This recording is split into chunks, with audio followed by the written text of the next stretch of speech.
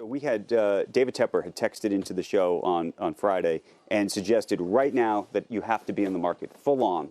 And so the question is whether everybody jumps on the train, everybody gets in full on, and then the problem arises that you're talking about. Most likely. But then the question is when do you jump off the train? But also the question is, what do you jump into when you jump off the train? And the issue is you can't jump into cash. Cash is trash, okay? Cash is that they're going to, because they're going to print money. What do? You get out, okay? So cash is not going to be So what do you do? So what you have to do is you have to have a well-diversified portfolio. First of all, you have to be global, and you have to have balance. And I think, I don't want to grab, well, the headline's going to be, again, anyway, is I think that you have to have a certain amount of gold in your portfolio, or you have to have something that's hard. There are three monetary systems that happen.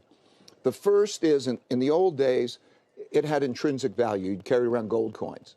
Then we come up with the idea of banks or even central banks. And what they do is they create certificates, we call notes, that are claims on those things. And we print many more certificates than there is money in the bank.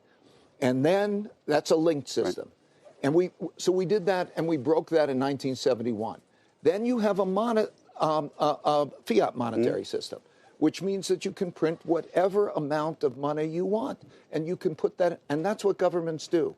So we're in that part of the cycle, bigger picture, so that when you think about things, the depreciation of the exchange rate and the printing of money, I think over the next few years is going to be the biggest. If you want to buy gold, you buy Bitcoin?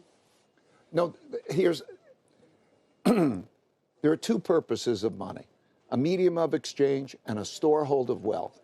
And Bitcoin is not effective in either of those cases now. Store of wealth? No, because first potentially. Of all, it's too volatile. Because of the volatility, you can't go next to it. Someday when I would say Libra or something which has more stable value has got more potential. But also, who's going to do the buying? Central bankers and others. What are they going to hold as reserves? What has been tried and true? Are they going to hold digital Bitcoin? They're going to hold gold. That is a reserve currency, and it's been a reserve currency for 1,000 years.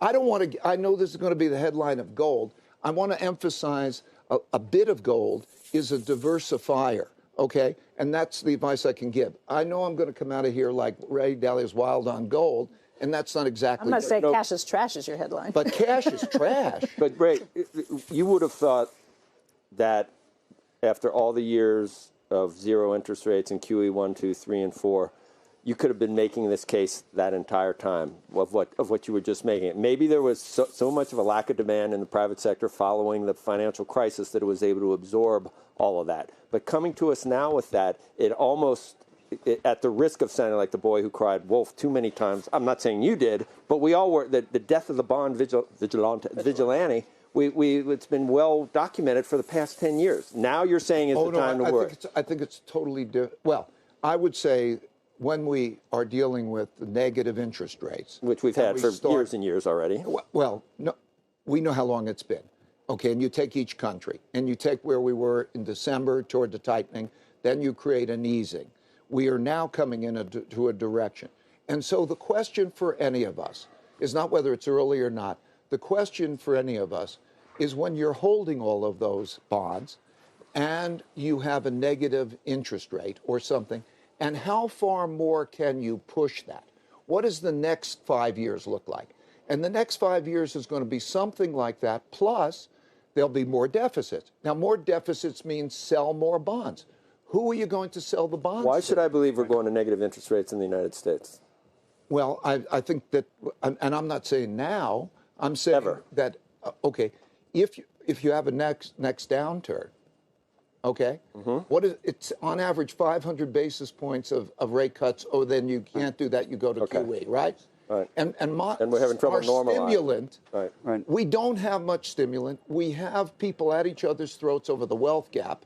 And so, what will the next downturn be? And also, why would you want to hold those? So why do you want to hold those at some point? I don't know. I could be wrong. I've been wrong plenty in my life. So I could be wrong. I'm just trying to describe, like, tell me why that makes sense.